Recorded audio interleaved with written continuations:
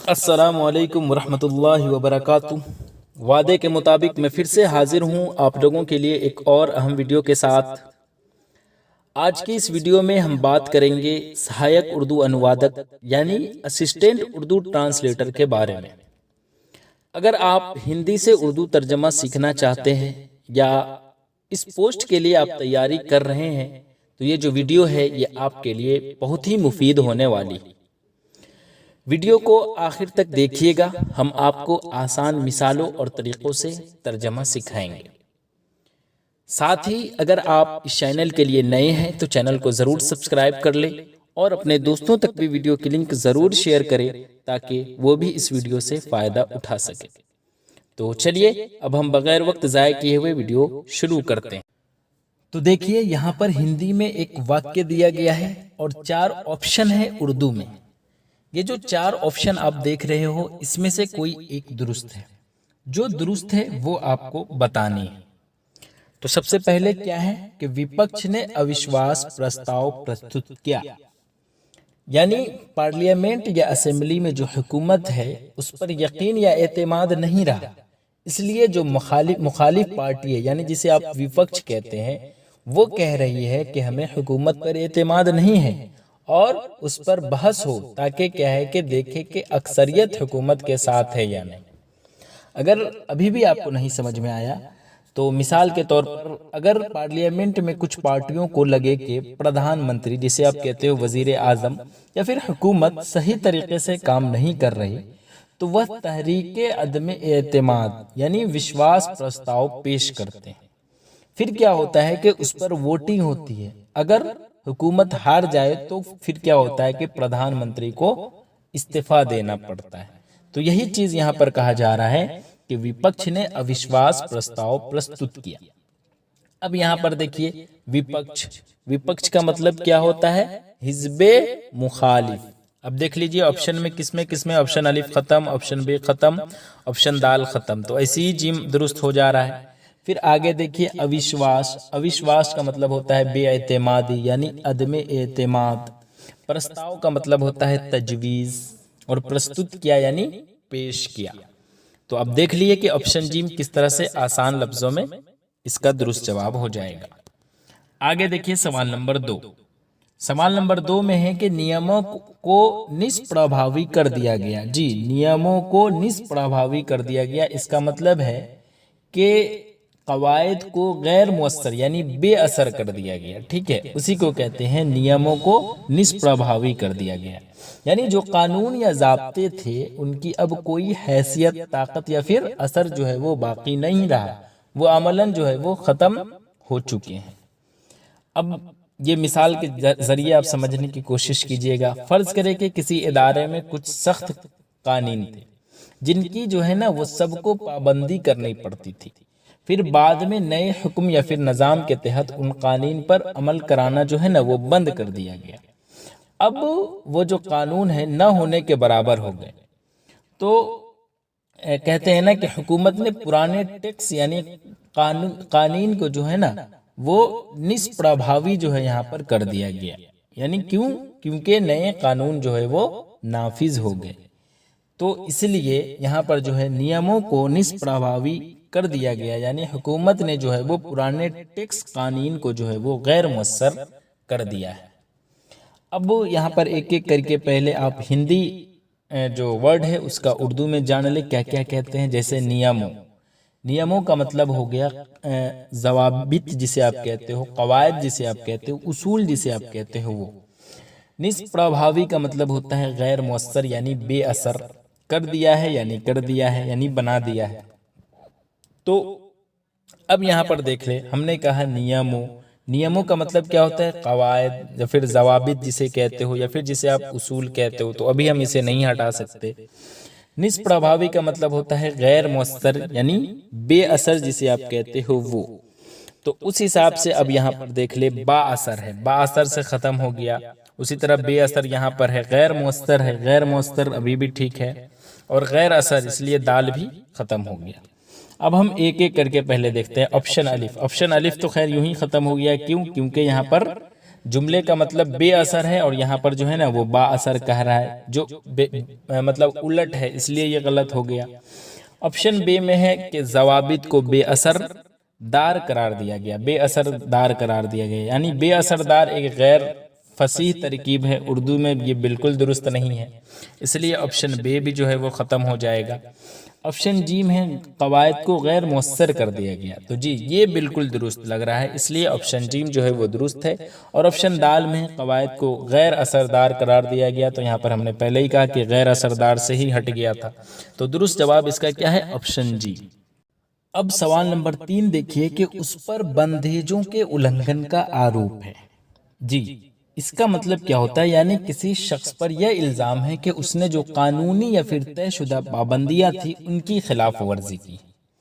मिसाल के जरिए समझिएगा, फर्ज करें कि किसी कंपनी को सरकार ने कुछ खास शराइत के तहत जमीन दी थी कि वह सिर्फ तालीमी इदारा खोलेगी, लेकिन क्या है कि उसने वहां दुकान या फिर होटल खोल दिया, तो सरकार कहेगी कि उस कंपनी पर पाबंदियों की खिलाफ वर्जी का इल्जाम है, या फिर हुकूमत ने बताया कि उस बिल्डर पर जमीन इस्तेमाल की बांधी गई शराइत की खिलाफ वर्जी का इल्जाम है। ठीक है, तो अब समझ गए।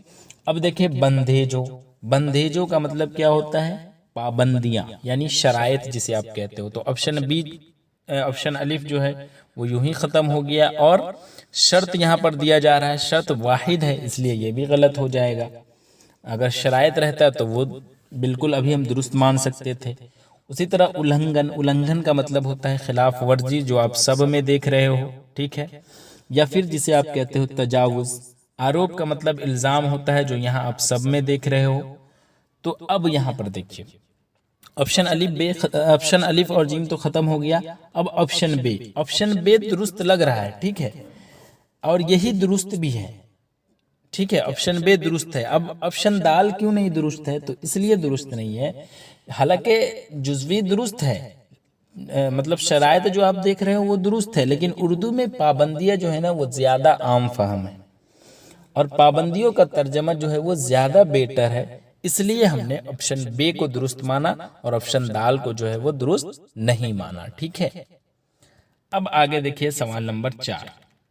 सवाल नंबर 4 में है कि यह अनारक्षित निर्वाचन क्षेत्र है। जी यानी यह गैर महफूज इंतखाबी हल्का है, यानी ऐसा हल्का है जो मखसूस जातों या तबकों जैसे दलित या फिर कबायली के लिए रिजर्व नहीं रखा गया, बल्कि हर कोई यहाँ से इंतखाब लड़ सकता है।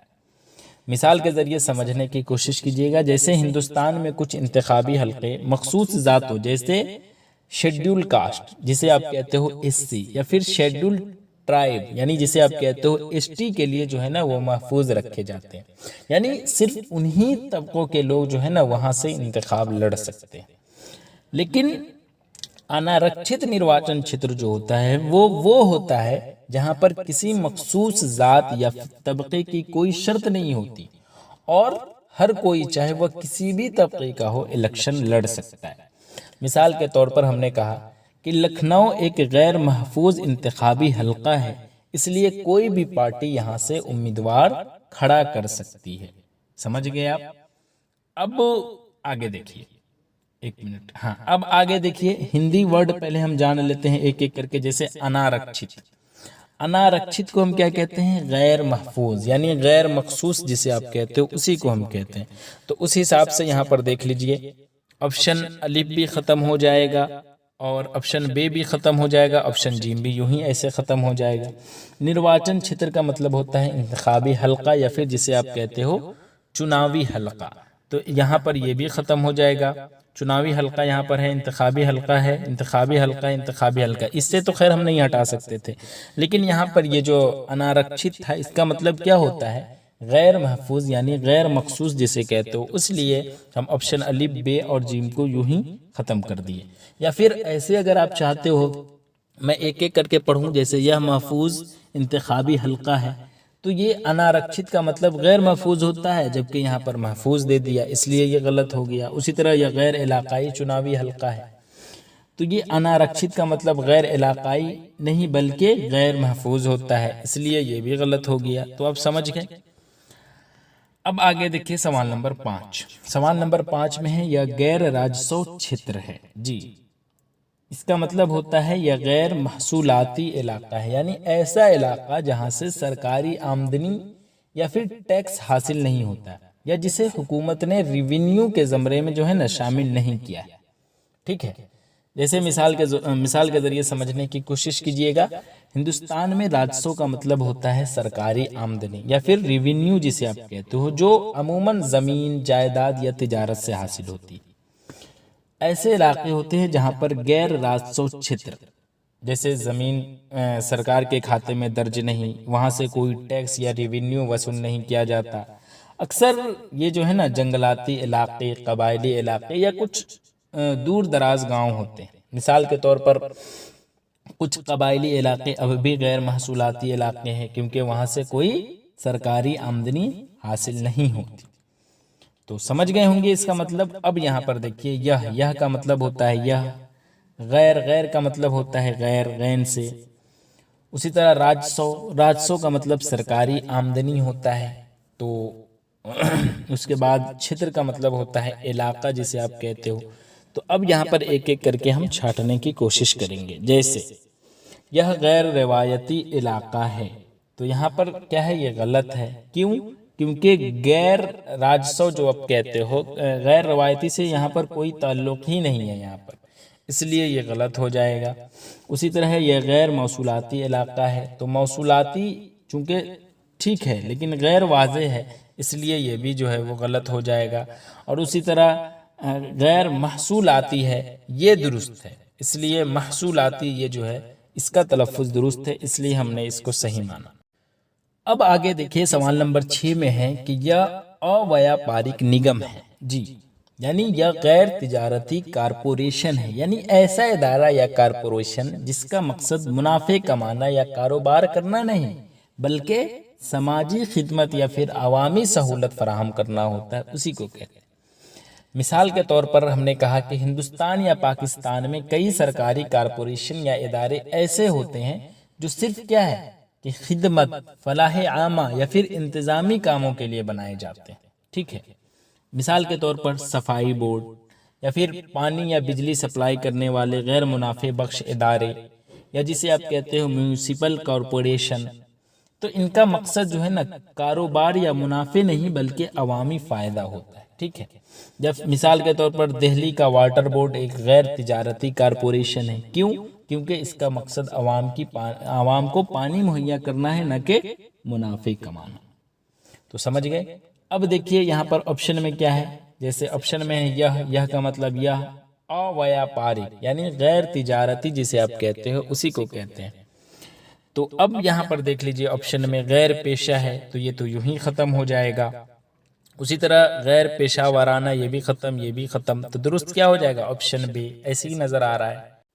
اب آگے ہے سوال نمبر 7 میں کہ نریات کے مانڈنڈوں کو پورا کرو، یعنی برآمدات کے پیمانوں یا پھر معیاروں کو پورا کرو، یعنی جو سامان یا چیزیں دوسروں ملکوں کو بھیجی جاتی ہے جسے آپ کہتے ہو برآمدات، ان کے لیے جو بین الاقوامی یا پھر سرکاری معیار جسے اصول کہتے ہو یا پھر شرائط مقرر ہے، ان کو کیا ہے کہ پورا کرو۔ اسے پہلے مثال کے ذریعے سمجھنے کی کوشش کیجیے گا۔ جیسے فرض کریں ایک کمپنی بیرون ملک چاول برآمد کرنا چاہتی ہے، تو اسے کیا ہے کہ کن کن باتوں کا خیال رکھنا ہوگا؟ تو سب سے پہلے کیا ہوگا کہ چاول صاف ہونی چاہیے، پھر کیا ہے کہ پیکنگ جو ہے وہ مناسب ہونی چاہیے، پھر عالمی معیار پر پورا اترتا ہو وہ، اسی طرح اور بھی ہے جیسے کوالٹی سرٹیفکیٹ جو ہے وہ پوری ہونی چاہیے، تبھی جا کے وہ کیا ہے کہ نریات کر سکتی ہے، یعنی برآمد کر سکتی ہے۔ تو یہ تو آپ سمجھ گئے۔ تو اسی طرح مثال کے طور پر ہم نے کہا کہ اگر تم یوروپ کو آم برآمد کرنا چاہتے ہو تو پہلے کیا ہے کہ برآمدات کے معیاروں کو پورا کرو، یعنی جو اصول ہے، شرائط ہے، اس کو پورا کرو۔ تو یہ تو خیر آپ نے سمجھ لیا۔ اب یہاں پر دیکھیے ایک ایک کر کے پہلے ہم اردو میننگ جانتے ہیں۔ نریات یعنی ایکسپورٹ جسے آپ کہتے ہو انگلش میں، جسے آپ کہتے ہو برآمدات، یعنی برآمدات۔ مان تو اس حساب سے دیکھ لیجئے درآمدات یہ ختم ہو گیا، اسی طرح آپشن بے بھی ختم ہو گیا اور آپشن دال بھی، جیم ہی درست لگ رہا ہے۔ خیر آگے ہم بات کرتے ہیں۔ مان ڈنڈو، اس کا مطلب ہوتا ہے معیار، یعنی پیمانے جسے آپ کہتے ہو اصول، ٹھیک ہے۔ اور کو پورا کرو یعنی مکمل کرو، عمل کرو، پورا کرو، تو اس حساب سے آپشن جیم جو ہے وہ کیا ہو جائے گا؟ درست ہو جائے گا، ٹھیک ہے، اس میں تو خیر کوئی ڈاؤٹ نہیں ہونی چاہیے۔ اب آگے دیکھیے سوال نمبر 8 میں ہے کہ پوروتر چھیتر سنسادھنوں سے سدرڑھ ہے، اس کا مطلب کیا ہوتا ہے؟ یعنی شمال مشرقی علاقہ وسائل کے لحاظ سے کیا ہے کہ وہ مضبوط ہے، یہ چیز یہاں پر کہا جا رہا ہے۔ یعنی ہندوستان کا شمال مشرقی حصہ جیسے آسام ہو گیا، منی پور ہو گیا، اسی طرح ناگالینڈ وغیرہ ہو گیا، یہ سب کیا ہے کہ قدرتی وسائل، معدنیات، پانی، جنگلات یا پھر دیگر جو سہولیات ہے اس کے لحاظ سے کیا ہے کہ یہ طاقتور یا پھر خوشحال ہے، ٹھیک ہے، تو یہی چیز کہا جا رہا ہے۔ اب اسے مثال کے ذریعے سمجھنے کی کوشش کیجیے گا، جیسے پوروتر چھیتر یعنی شمال مشرقی علاقہ کو ہم کہتے ہیں پوروتر چھیتر، اس میں کیا ہے کہ بہت سی ندیاں، پہاڑ، جنگلات اور کیا ہے کہ معدنیات پائے جاتے ہیں۔ جیسے مثال کے طور پر آسام کو لے لیں تو آسام میں کیا ہے کہ چائے کے باغات ہے، اسی طرح میگھالیہ میں کیا ہے؟ کوئلہ ہے، اروناچل پردیش اب جاؤ گے تو وہاں جنگلات ہے، اسی طرح منی پور وہ ہے ہربل پودے۔ تو یہ سب وسائل یعنی سنسادن ہیں جو کیا ہے کہ علاقے کو معاشی طور پر جو ہے وہ اسٹرانگ بناتی ہے یعنی مضبوط بناتی ہے۔ تو مثال کے طور پر ہم نے کہا کہ آسام اور اروناچل پردیش قدرتی وسائل سے مالا مال ہے، اس لیے شمال مشرق علاقہ وسائل سے کیا ہے کہ مضبوط ہے۔ تو آپ سمجھ گئے اس کا مطلب۔ اب ایک ایک کر کے جیسے پوروتر یعنی شمال مشرقی جسے آپ کہتے ہو اسی کو ہم کیا کہتے ہیں؟ پوروتر کہتے ہیں۔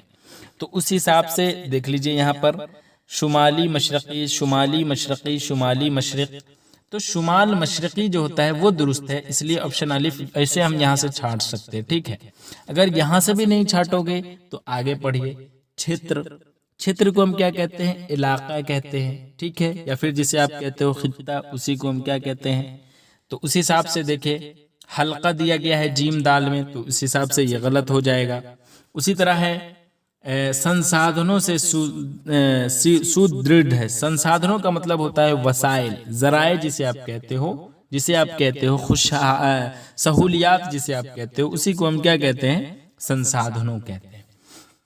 تو اس حساب سے آپشن بے میں ابھی دکھ رہا ہے، سدرڑھ کا مطلب ہوتا ہے مضبوط، ٹھیک ہے، مستحکم جسے آپ کہتے ہو، جسے آپ طاقتور کہتے ہو، اسی کو ہم کیا کہتے ہیں؟ کیا کہتے ہیں؟ سدرڑھ۔ اب ہم ایک ایک کر کے پہلے آپشن دیکھتے ہیں۔ شمالی مشرق علاقہ سہولیات سے مستحکم ہے، تو یہاں پر کیا ہے کہ یہ سہولیات کہنا مکمل درست ترجمہ میں نہیں ہے، اس لیے ہم نے آپشن الف کو ختم کر دیا، ٹھیک ہے۔ اسی طرح شمال مشرقی علاقہ وسائل سے خوشحال ہے، تو یہ بالکل درست لگ رہا ہے، ٹھیک ہے، اس لیے آپشن بے کو ہم نے درست مانا، لیکن چونکہ خوشحال یہاں پر ہے اس کے لیے جو ہے نا وہ مضبوط مطلب سدرڑھ جو ہے اس کے لیے مضبوط کا مکمل اثر یہاں پر ظاہر نہیں ہو رہا ہے، لیکن چونکہ ادر آپشن جو ہم دیکھ رہے ہیں اس حساب سے ہمیں آپشن بے ہی درست لگ رہا ہے، اس لیے ہم نے آپشن بے کو درست مانا۔ اسی طرح آپشن جیم ہے شمالی مشرقی حلقہ وسیلوں سے مضبوط ہے، تو یہاں پر حلقہ کا استعمال یہاں غیر فصیح ہے، علاقہ بہتر لفظ تھا اس لیے یہاں پر غلط ہے، اور آپشن دال میں بھی وہی چیز ہے، اس لیے ہم نے آپشن بے کو جو ہے وہ درست مانا۔ اب آگے دیکھیے سوال نمبر 9۔ سوال نمبر 9 میں ہے کہ یہ دھومپان نشید چھیتر ہے، جی، یعنی یہ سگریٹ نوشی ممنوع علاقہ ہے، ٹھیک ہے، یعنی یہاں پر تمباکو یا سگریٹ جو ہے وہ پینے کی اجازت نہیں ہے، قانوناً یا پھر ضابطاً سگریٹ نوشی پر کیا ہے کہ یہاں پر پابندی ہے، سمجھ گئے۔ اب اسے مثال کے ذریعے سمجھنے کی کوشش کیجیے گا۔ فرض کرے آپ کسی ہسپتال، اسکول یا پھر عوامی دفتر میں ہیں اور وہاں ایک کیا ہے کہ بورڈ لگا ہے جہاں لکھا ہے کہ یہ دھومپان نشید چھیتر ہے، تو اس کا مطلب کیا ہوا؟ یہاں سگریٹ پینا کیا ہے کہ سختی سے منع ہے۔ یا پھر ریلوے اسٹیشن میں دھومپان نشید چھیتر ہے، مطلب اسٹیشن پر کیا ہے کہ سگریٹ نوشی منع ہے، تو وہی چیز یہاں پر کہا جا رہا ہے کہ یہ دھومپان نشید چھیتر ہے۔ یہ کا مطلب یہ دھومپان یعنی سگریٹ نوشی، دھواں پینا جسے آپ کہتے ہو، نشید کا مطلب ہوتا ہے کیا؟ پابندی جسے آپ کہتے ہو، منع جسے آپ کہتے ہو، اسی کو کہتے ہیں۔ उसी तरह क्षेत्र का मतलब तो खैर आप जान ही रहे हो। तो अब यहाँ पर देखिए, यहाँ पर कौन सा जुमला यहाँ पर दुरुस्त हो जाएगा, तो क्या है कि यह का मतलब तो खैर यह, धूम्रपान का मतलब होता है सिगरेट नोशी, जो यहाँ आप देख रहे हो, सिगरेट नोशी यहाँ भी देख रहे हो, सिगरेट पीना ये गलत हो जाएगा। उसके बाद धुआं नोशी ये भी गलत हो जाएगा। तो अब अलिफ और जीम बच गया, ठीक है। आगे देखते हैं। निषेध का मतलब क्या होता है, मुमानियत, यानी मुमानियत जिसे आप कहते हो, पाबंदी जिसे आप कहते हो, जिसे आप कहते हो मना, जिसे आप कहते हो वही चीज। तो अब देखिए यहाँ पर ऑप्शन जी में क्या है कि मुमानियत है। उसके बाद वाला इलाका है, आगे क्षेत्र का मतलब इलाका होता है। तो ये जो वाला इलाका है, ये वाला एक्स्ट्रा यहाँ पर दिया जा रहा है, ठीक है, इसलिए हमने यहाँ पर गलत दे दिया, इसकी जरूरत नहीं है। तो इसलिए ऑप्शन अलिफ यहाँ पर क्या है। और उसी तरह से भी एक्स्ट्रा यहाँ पर दिया गया है, तो इसलिए ऑप्शन जीम दुरुस्त नहीं है, ऑप्शन अलिफ दुरुस्त हो जाएगा, ठीक है। अब आगे देखिए सवाल नंबर 10। सवाल नंबर 10 में है कि ग्रामीण योजना को उल्लेखनीय सफलता मिली। जी, ग्रामीण योजना को क्या है कि उल्लेखनीय सफलता मिली, यानी देही मंसूबे को काबिले जिक्र कामयाबी हासिल हुई। अब इसे मिसाल के जरिए समझने की कोशिश कीजिएगा। फर्ज करे हुकूमत ने गांव के लिए कोई तरक्याती स्कीम, जैसे सड़क हो गया, पानी, बिजली, ये सब का शुरू किया था, कोई एक स्कीम। जब वह स्कीम कामयाबी से मुकम्मल हो गई और उसका फायदा जो है वो बहुत लोगों को हुआ, तो फिर हम क्या कहेंगे, हम कहेंगे कि इस देही मंसूबा को काबिले जिक्र कामयाबी हासिल हुई। यानी ऐसी कामयाबी जो आम या फिर मामूली ना हो बल्कि नुमाया हो, जिसे खास तौर पर जिक्र किया जा सके। तो समझ गए इसका मतलब। अब एक एक करके हम समझने की कोशिश करेंगे। ग्रामीण, ग्रामीण का मतलब होता है देही, देही यानी गांव से मुताल्लिक। योजना का मतलब क्या होता है, स्कीम होता है, ठीक है, जिसे आप कहते हो मंसूबा। तो उस हिसाब से ऑप्शन अलिफ खत्म हो जाएगा। उल्लेखनीय, उल्लेखनीय का मतलब होता है काबिले जिक्र, यहाँ पर काबिले फख्र है, तो ऑप्शन अलिफ खत्म। काबिले दीद है, काबिले दीद, ऑप्शन जीम भी खत्म। और काबिले तारीफ है, यानी दाल भी खत्म, ऑप्शन बे दुरुस्त लग रहा है। काबिले सबसे पहले क्या है, फख्र, ऑप्शन अलिफ में काबिले फख्र है, इसका मतलब जिस पर फख्र किया जा सके। और काबिले जिक्र उल्लेखनीय का मतलब होता है, ठीक है, यानी जिसका जिक्र किया जा सके। तो ऑप्शन बे दुरुस्त है। उसी तरह है काबिले दीद, ऑप्शन जी में, इसका मतलब होता है जिसे देखा जा सके, यानी जिसे आप कहते हो बमानी दिलकश, यानी नुमाया जिसे आप कहते हो।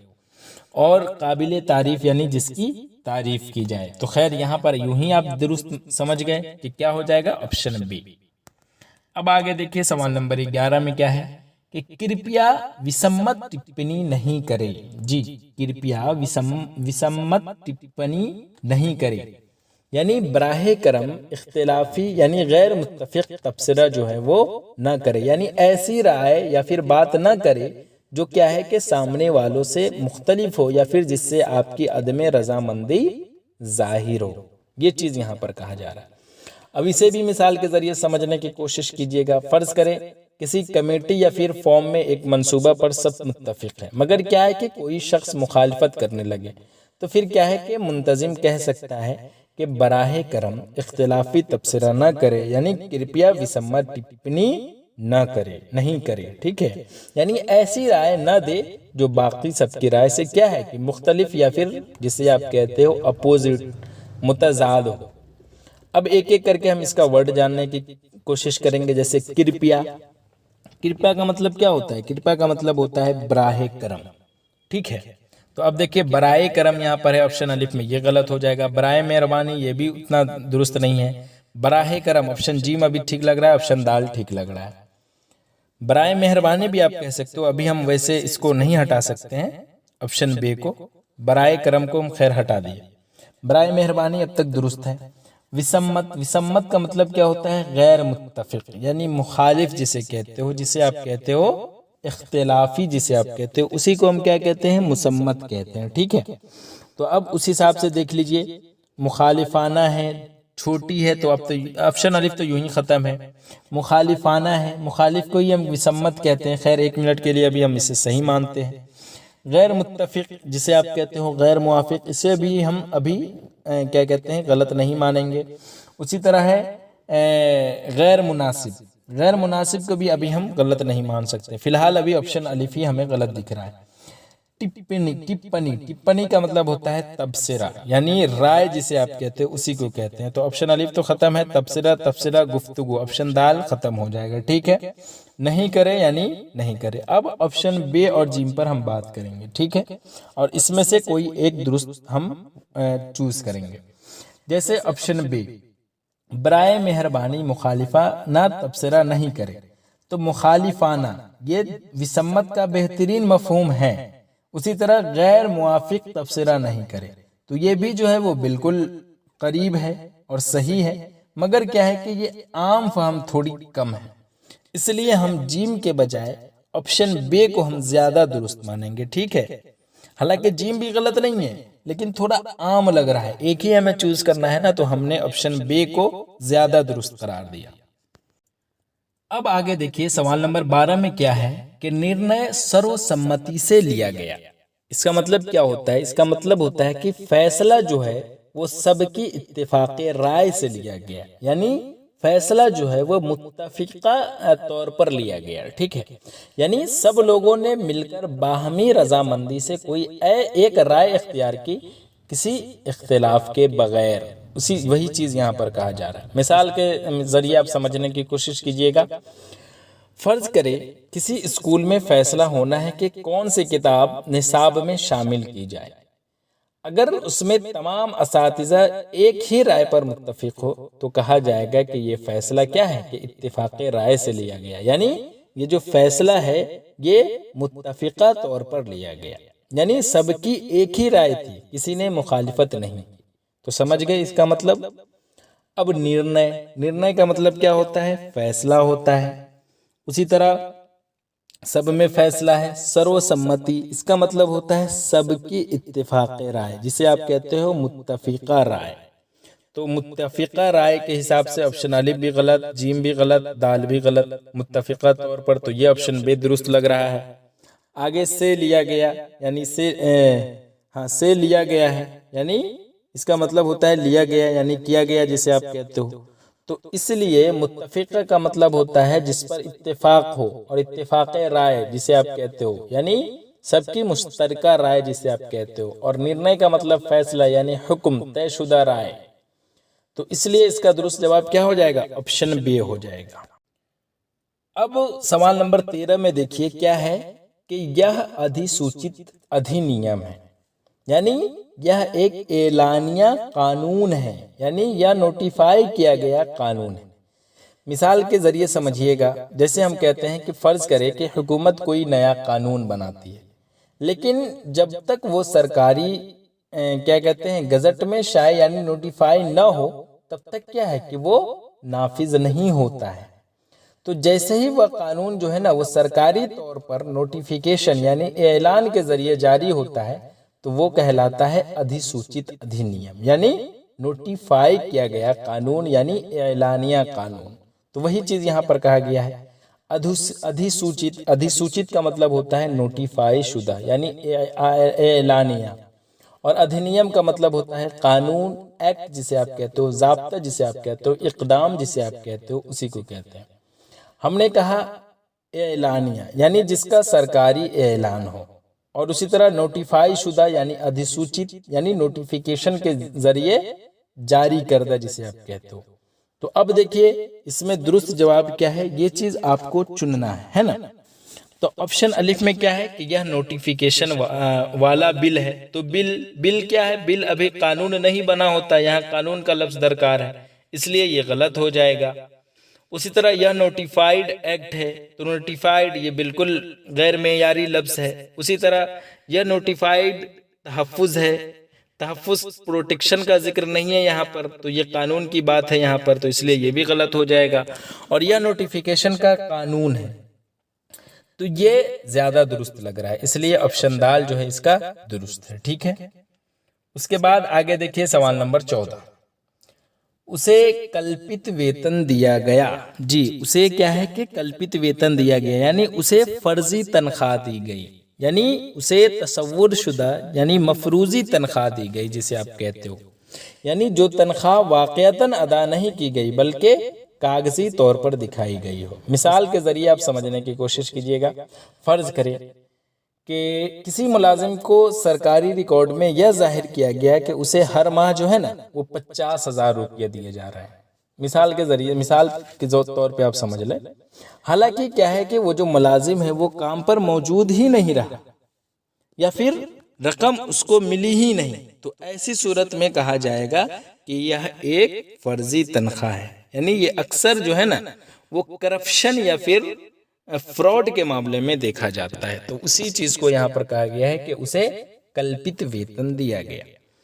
کلپت کا مطلب ہوتا ہے فرضی، جو حقیقی نہ ہو بلکہ کیا ہے کہ جھوٹا یا پھر بنایا گیا ہو، اسی کو کہتے ہیں مفروضی، اسی کو کہتے ہیں تصور شدہ، ہے نا۔ اور ویتن کا مطلب کیا ہوتا ہے؟ تنخواہ، یعنی معاش جسے آپ کہتے ہو اسی کو کہتے ہیں۔ تو اب یہاں پر ایک ایک کر کے ہم دیکھتے ہیں، اس کے بعد پھر ہم اس کا درست جو بھی آنسر ہوگا وہ دیکھیں گے۔ جیسے یہاں پر ہے اسے فرضی تنخواہ کیا ہے کہ دی گئی، تو یہ بھی بہترین ہے، ایسا نہیں ہے کہ یہ غلط ہے۔ اسی طرح اسے مفروضی تنخواہ دی گئی، دونوں ٹھیک ہے اپنے جگہ پہ۔ اسے فالتو تنخواہ دی گئی، یہ بالکل غلط ہو گیا۔ اسے پریشان کر کے تنخواہ دی گئی، یہ بھی کیا ہے کہ غلط ہو جائے گا۔ اب کیا ہے کہ آپشن الف اور بے یہ دونوں درست جملہ ہے، ٹھیک ہے، لیکن کوئی ایک ہمیں چننا ہے۔ تو اب ہم کسے چنیں گے؟ تو چونکہ فرضی اور مفروضی، اس میں مفروضی جو ہے وہ اردو معنی زیادہ بیسٹ لگ رہا ہے، اس لیے ہم نے اس کو مانا۔ آپشن الف بھی اپنے جگہ پر درست ہے، لیکن کوئی ایک چوز کرنا ہے، اس لیے ہم نے آپشن بے کو درست مانا، ٹھیک ہے۔ اب آگے دیکھیے سوال نمبر 15۔ منتری نے پد اور گوپنیتا کی شپتھ لی۔ جی، منتری نے کیا ہے کہ پد اور گوپنیتا کی شپتھ لی، شپتھ لی، یعنی وزیر نے عہدہ اور رازداری کا حلف اٹھایا۔ یعنی کسی شخص، یعنی شخص سے مراد یہاں پر میں وزیر کی بات کر رہا ہوں، یعنی کسی وزیر نے اپنا سرکاری منصب، یعنی جسے آپ کہتے ہو عہدہ، سنبھالتے وقت یہ وعدہ کیا کہ وہ اپنی ذمہ داریاں پوری ایمانداری سے نبھائے گا اور کیا ہے کہ حساس سرکاری معلومات کو رازداری میں رکھے گا۔ اب اسے مثال کے ذریعے سمجھنے کی کوشش کیجیے گا۔ جب کوئی شخص یعنی وزیر حلف برداری کی تقریب میں شامل ہوتا ہے تو وہ دو باتوں کا حلف لیتا ہے۔ سب سے پہلے نمبر ایک جو ہوتا ہے نا وہ پد، جسے آپ کہتے ہو عہدہ، یعنی وہ اپنی ذمہ داریوں کو نیک نیتی سے ادا کرے گا، یہ فرسٹ جو ہے نا وہ حلف لیتا ہے، ٹھیک ہے۔ اور دوسرا کیا ہوتا ہے کہ گوپنیتا، جسے آپ کہتے ہو رازداری، یعنی جو بھی سرکاری خفیہ معلومات ہوں گی وہ انہیں کسی غیر مجاز شخص کو کیا ہے کہ نہیں بتائے گا۔ تو یہ جو دو چیزیں ہیں نا، جب کوئی بھی وزیر جو ہے نا تقریب میں شامل ہوتا ہے تو ان دو باتوں کا حلف لیتا ہے۔ اب جیسے وزیر نے صدر کے سامنے عہدہ اور رازداری کا حلف اٹھایا، سمجھ گئے آپ؟ تو اب سب سے پہلے منتری کا مطلب کیا ہوتا ہے؟ وزیر۔ پد کا مطلب کیا ہوتا ہے؟ عہدہ، جسے آپ کہتے ہو منصب۔ اسی طرح گوپنیتا کا مطلب ہوتا ہے رازداری، اسی طرح شپت کا مطلب ہوتا ہے حلف، قسم جسے آپ کہتے ہو، اسی طرح لی یعنی لیا، اٹھایا جسے آپ کہتے ہو، اسی کو ہم کہتے ہیں۔ تو اب اس میں درست جواب کیا ہے یہ چیز پوچھا جا رہا ہے آپ سے۔ ایک ایک کر کے ہم آپشن دیکھیں گے۔ جیسے ہے آپشن الف میں وزیر نے عہدہ اور راز فاشی کا حلف لیا، تو راز فاشی کا مطلب ہوتا ہے راز افشا کرنا، جو اصل مفہوم کے بالکل خلاف ہے، اس لیے آپشن الف غلط ہو جائے گا۔ آپشن بے وزیر نے عہدہ اور رازداری کا حلف اٹھایا، یہ بالکل درست لگ رہا ہے۔ اسی طرح وزیر نے عہدہ اور سچائی کا حلف اٹھایا، یہاں پر سچائی جو ہے وہ حلف کا حصہ ہو سکتا ہے، مگر کیا ہے کہ اصل لفظ رازداری ہے، اس لیے آپشن جیم بھی جو ہے وہ غلط ہو جائے گا۔ اسی طرح آپشن دال ہے کہ وزیر نے عہدہ اور ایمانداری کا حلف لیا، یعنی یہ کیا ہے کہ جزوی ایماندار اہم ہے، لیکن ہندی جملے میں گوپنیتا ہے، یعنی رازداری کا ذکر ہے، اس لیے یہ بھی کہے گا کہ غلط ہو جائے گا اور آپشن بے جو ہے وہ درست ہو جائے گا۔ آگے دیکھیں سوال نمبر 16۔ آگیا پالن انیواریہ ہے۔ جی، آگیا پالن انیواریہ ہے، اس کا مطلب ہوتا ہے حکم کی پابندی جو ہے وہ لازمی ہے، یا پھر اطاعت جو ہے وہ لازمی ہے، یعنی کسی کا دیا ہوا حکم یا پھر ضابطہ ہر حال میں ماننا ضروری ہے، اس کی نافرمانی کیا ہے کہ جائز نہیں ہے۔ اب اسے مثال کے ذریعے سمجھنے کی کوشش کیجیے گا۔ فرض کرے اسکول میں استاد نے کہا کلاس میں موبائل فون بند رکھنا کیا ہے کہ لازمی ہے، تو اس ضابطے کی اطاعت یعنی جیسے آپ کہتے ہو آگیا پالن کرنا سب طلبہ پہ کیا ہے کہ انیواریہ ہے یعنی لازم ہے۔ تو اسی طرح سپاہیوں کے لیے کمانڈر کے حکم کی پابندی کیا ہے کہ لازم ہے یعنی انیواریہ ہے۔ تو سمجھ گئے کہ آگیا پالن کیا ہے کہ انیواریہ ہے۔ اب یہاں پر آگیا کا مطلب کیا ہوتا ہے؟ حکم یعنی فرمان جسے آپ کہتے ہو اسی کو ہم کہتے ہیں آگیا، اور پالن کا مطلب ہوتا ہے تعمیل جسے آپ کہتے ہو اطاعت، جسے آپ کہتے ہو پیروی، ٹھیک ہے۔ اور اسی طرح ہے کیا کہتے ہیں آگیا پالن یعنی آگیا پالن، آگیا کا مطلب حکم فرمان، پالن کا مطلب تعمیل اطاعت، اور آگیا پالن یعنی اطاعت حکم جسے آپ کہتے ہو اسی کو کہتے ہیں، ٹھیک ہے۔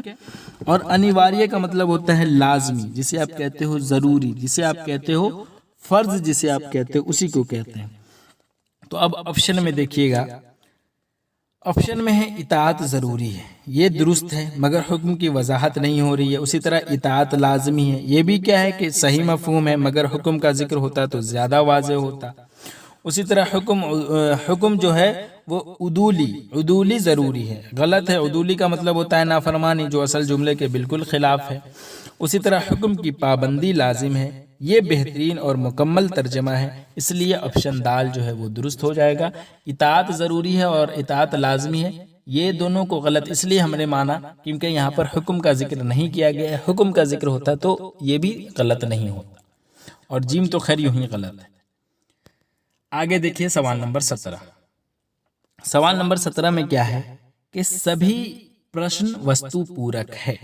اس کا مطلب کیا ہوتا ہے کہ تمام سوالات جو ہے وہ کیا ہے کہ معروضی ہے، یعنی ایسے سوالات جن میں آپ کو دیے گئے آپشن میں سے ایک درست جواب منتخب کرنا ہوتا ہے، جیسے کہ جسے آپ کہتے ہو MCQ یعنی ملٹیپل چوائس کوشچن۔ فرض کرے امتحان میں ایک سوال دیا گیا ہے کہ بھارت کی راجدھانی کیا ہے، آپشن میں رہے گا ممبئی، دہلی، اسی طرح پٹنہ، چنئی۔ تو چونکہ بھارت کا پوچھا گیا ہے تو یہ کیا ہے کہ ایک وستو پورک پرشن ہے، جسے آپ کہتے ہو معروضی سوالات۔ کیونکہ اس میں اختیارات دیے گئے ہیں اور ایک مخصوص صحیح جواب موجود ہے جو آپشن بے یعنی دلی ہے۔ جبکہ ہندوستان کی آزادی پر مضمون لکھے اگر اس ٹائپ کا کوشچن ہے تو یہ کیا ہے کہ یہ تفسیری سوالات کہلاتا ہے، جسے آپ کہتے ہو طویل سوالات، نہ کہ معروضی۔ تو آپ سمجھ گئے۔ اب ہم ایک ایک کر کے آپشن دیکھتے ہیں۔ جیسے آپشن میں ہے سبھی کا مطلب تمام، آپشن مطلب واقع جو ہے اس کے ہم بات کر رہے ہیں۔ پرشن کا مطلب ہوتا ہے سوال، وستو پورک یعنی حقیقت پر مبنی جسے آپ کہتے ہو، معروضی نکات بنیاد جسے آپ کہتے ہو۔ اسی طرح ہیں کا مطلب ہیں۔ اب یہاں پر درست یہاں پر کیا ہو جائے گا؟ آپشن الف میں ہے سبھی سوال آسان ہے، تو یہاں پر یہ غلط ہو جائے گا کیونکہ آسان کا مفہوم ہے لیکن وہ کیا ہے کہ وستو پورک کا مطلب نہیں ہے۔ اسی طرح سبھی سوالات معروضی ہے، تو یہ آپشن بے درست لگ رہا ہے، اس لیے اس کو ہم ابھی درست مان رہے ہیں۔ اسی طرح سبھی سوالات فرضی ہے، یہ غلط ہو جائے گا، یہ بھی غلط ہو جائے گا، مفروضی ہے، یعنی یہاں پر وستو پورک کا مطلب معروضی ہوتا ہے، اس لیے آپ سمجھ گئے۔ اب آگے دیکھیے سوال نمبر 18 میں کیا ہے کہ وستونشٹ پریکشا سمپن ہو گئی۔ جی، اس کا مطلب کیا ہوتا ہے؟ یعنی وہ امتحان جس میں کیا ہے کہ سوالات کے کئی اختیارات جیسے MCQ ٹائپ یعنی ملٹیپل چوائس کوشچن ہوتے ہیں وہ ختم ہو چکا ہے۔ مثال کے طور پر ہم نے کہا کہ اگر کسی اسکول میں جیسے 10ویں جماعت کا اردو کا آبجیکٹیو ٹیسٹ یعنی معروضی امتحان لیا گیا ہو، جس میں ہر سوال جو ہے کہ نیچے 4 جوابات دیے گئے ہو اور اس کا ٹیسٹ جو ہے وہ ختم ہو چکا ہو، تو اس حالت میں ہم کیا کہیں گے کہ وستونشٹ پریکشا جو ہے وہ سمپن ہو گئے، یعنی معروضی امتحان مکمل ہو چکا ہے۔ تو سمجھ گئے اس کا مطلب۔ اب یہاں پر دیکھیے وستونشٹ یعنی وستونشٹ کا مطلب معروضی، آبجیکٹیو جسے آپ کہتے ہو، اور پریکشا کا مطلب امتحان جسے آپ کہتے ہو آزمائش، سمپن کا مطلب مکمل، ختم، پایہ تکمیل تک پہنچنا، اور ہو گئے یعنی ہو گیا، ہو چکا ہے۔ اب آپشن دیکھتے ہیں، آپشن کے حساب سے جو درست ہوگا، جیسے معروضی امتحان مکمل ہو گیا، یہ درست لگ رہا ہے۔ فی الحال آگے دیکھتے ہیں مفروضی امتحان ختم ہو گیا تو مفروضی یہ غلط ہو جائے گا. اسی طرح معروضی طرز کا امتحان اختتام پذیر ہو گیا، یہ بھی ہمیں درست لگ رہا ہے. اور معروضی طرز امتحان کا خاتمہ ہو گیا، معروضی طرز امتحان کا خاتمہ ہو گیا یعنی سمپن ہو گیا، اتنا بیسٹ نہیں ہے خاتمہ، اس لیے یہ غلط ہو جائے گا. آپشن الف اور جیم کی بات کرتے ہیں تو معروضی امتحان مکمل ہو گیا یعنی سمپن ہو گیا، یہ بھی درست لگ رہا ہے. اور معروضی طرز کا امتحان اختتام پذیر ہو گیا، یہ بھی درست لگ رہا ہے. لیکن چونکہ ایک ہمیں درست ماننا ہے تو معروضی طرز کا امتحان اختتام پذیر ہو گیا یہ زیادہ بیسٹ لگ رہا ہے، اس لیے ہم نے آپشن جیم کو درست مانا ہے. ٹھیک ہے، کیونکہ یہ تھوڑا جو ہے نا رسمی انداز ہے اس میں. آگے دیکھیے سوال نمبر 19. انوچت ٹپنیوں پر آپتی ہوگی. جی، انوچت ٹپنیوں پر آپتی ہوگی یعنی نامناسب تبصروں پر کیا ہوگا کہ اعتراض ہوگا. یعنی اگر کوئی ایسی بات کہے گا جو موقع کے لحاظ سے مناسب نہ ہو تو اس پر کیا ہے کہ شکایت یا اعتراض کیا جائے گا. مثال کے ذریعے سمجھیے، جیسے ایک سرکاری میٹنگ میں کسی نے دوسرے شخص پر ذاتی حملہ کرتے ہوئے نازیبا تبصرہ کر دیا تو اس پر باقی لوگ کیا کہیں گے کہ ایسی انوچت ٹپنیوں پر آپتی ہوگی یعنی ایسے نامناسب تبصروں پر کیا ہوگا کہ اعتراض کیا جائے گا. انوچت کا مطلب کیا ہوتا ہے؟ انوچت کا مطلب ہوتا ہے نامناسب. ٹھیک ہے، اسی طرح ٹپنی کا مطلب کیا ہوتا ہے؟ تبصرہ یعنی رائے جسے آپ کہتے ہو وہ. اسی طرح آپتی کا مطلب ہوتا ہے اعتراض. ٹھیک ہے، اب یہاں پر آپشن میں دیکھ لیجئے، ہم نے کہا انوچت کا مطلب کیا؟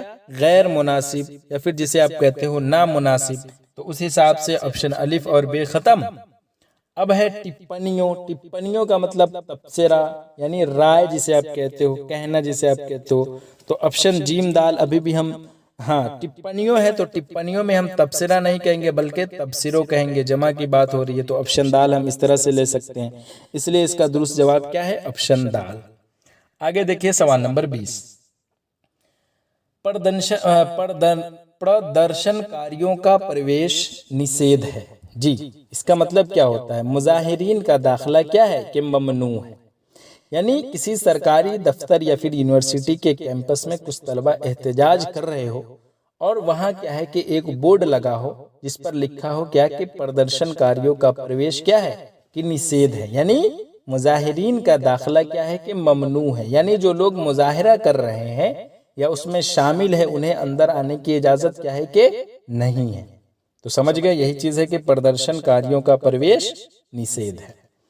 اب پردرشن کاری کا مطلب کیا ہوتا ہے؟ مظاہرین. تو اب یہاں پر دیکھ لیجئے آپشن جیم تو یوں ہی ختم ہو جائے گا. ٹھیک ہے، اس کے بعد پرویش کا مطلب کیا ہوتا ہے؟ داخلہ جسے آپ کہتے ہو، آمد جسے آپ کہتے ہو اسی کو کہتے ہیں. ٹھیک ہے، تو اس حساب سے ابھی بھی ہم ختم نہیں کر سکتے ہیں. اس کے بعد نشید کا مطلب ہوتا ہے پابندی جسے آپ کہتے ہو، ممنوع جسے آپ کہتے ہو. تو آپشن الف ختم ہو جائے گا. اب بے اور دال بھی ختم ہو جائے گا. ٹھیک ہے، آپشن بے درست ہو جائے گا. تو اس لیے اس طرح سے آپشن بی کا درست جواب کیا ہو جائے گا؟ 20 کا درست جواب آپشن بے ہو جائے گا. تو اس طرح سے آج ہم نے سیکھا کہ ہندی جملوں کو اردو میں کیسے ترجمہ کیا جاتا ہے اور سہایک اردو انوادک کے لیے کس طرح کی مشق ضروری ہے. تو اگر آپ کو یہ ویڈیو پسند آئی ہو تو لائک کریں، کمنٹ میں اپنی رائے ضرور دیں اور سبسکرائب کرنا نہ بھولیں تاکہ آئندہ ویڈیوز آپ تک فوراً پہنچے. امید ہے آپ کو یہ جو ویڈیو ہے یہ اس سے فائدہ ہوا ہوگا. اگر آپ ایسے مزید ویڈیوز دیکھنا چاہتے ہیں تو کیا کہتے ہیں تبصرہ ضرور لکھیں اور اپنا سوال بھی لکھیں. تو چلیے اگلی ویڈیو میں پھر سے ملاقات ہوگی، تب تک کے لیے اللہ حافظ.